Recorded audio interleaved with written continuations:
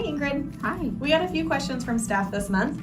Can you talk a little bit about the new VoIP process with our new Epic calling, and if we're getting new phones, or if there's anything else coming with the Epic calling? Yeah, so hopefully everyone's aware of the changes that have happened there, and that we're able to call through Epic now, which is a nice little click button instead of having to go outside of it, which is lovely.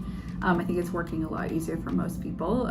We aren't getting any new phones that I'm aware of. We are replacing any phones that are damaged like we always would, but no other changes with the actual equipment or devices.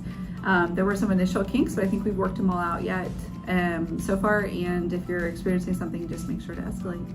Thanks. And we got new little fancy stickers on We our phones. did, yeah. So that is really just to indicate when we are on our work phones, and that kind of is a continuation of that no distraction November, focus forward February, just making sure that we're keeping our personal devices and earbuds elsewhere. Okay. And then we had a couple other questions, but the basic concept is what's happening around here? What's our top priorities? What's coming? Yeah. So we have lots of go lives happening in April that I'm excited to share about. So this week we went live with the mobility pilot. So this is really looking again as a length of stay initiative. So looking at how can we mobilize our patients more, because we know that when we move our patients more, they're less likely to go to like an acute LTAC or a SNF or some other facility. They're able to go back home.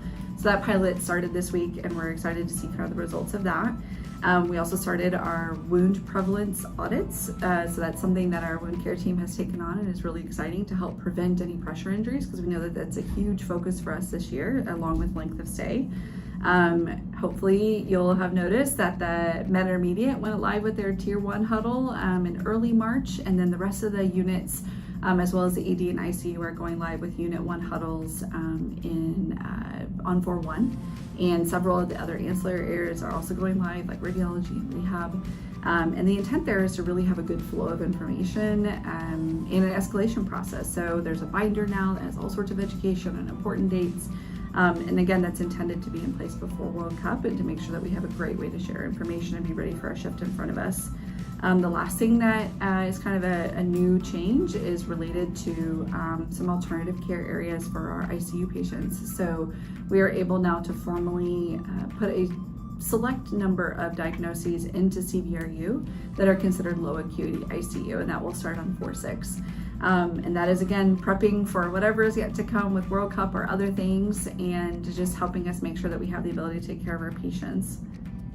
Okay, so that was all the things with nursing. What about what we're doing around the building or with our facility? Yeah, so hopefully you guys saw the announcement that we're getting a new president. She starts on 4/16. Her name's Monica Smith, and she's coming from MOVAP.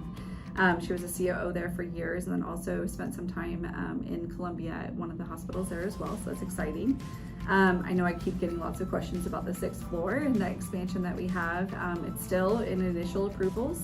So one of the great things that we've been able to gain as part of our integration has been access to more capital.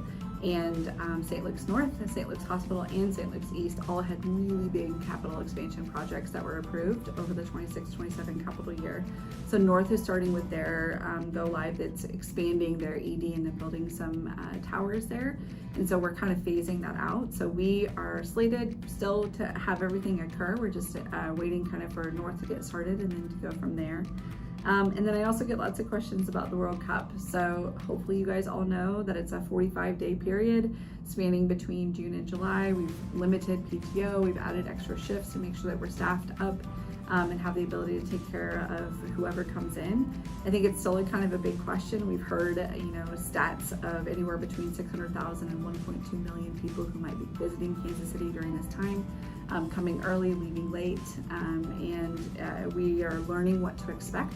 There's a huge group working on this at the system level, looking at infection prevention and supply chain and staffing and capacity and everything else in between, ambulances, everything. So you should be hearing more in the near future about what those exact plans mean for your department and for you, but also just for you to know that East specifically is working on some micro drills and revising our infection prevention plan and our mass casualty plan, making sure our callback process all looks really, really good.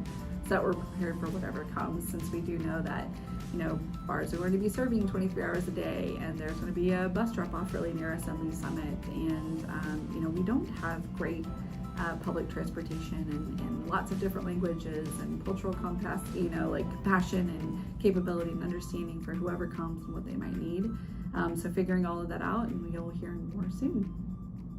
Thanks, Ingrid.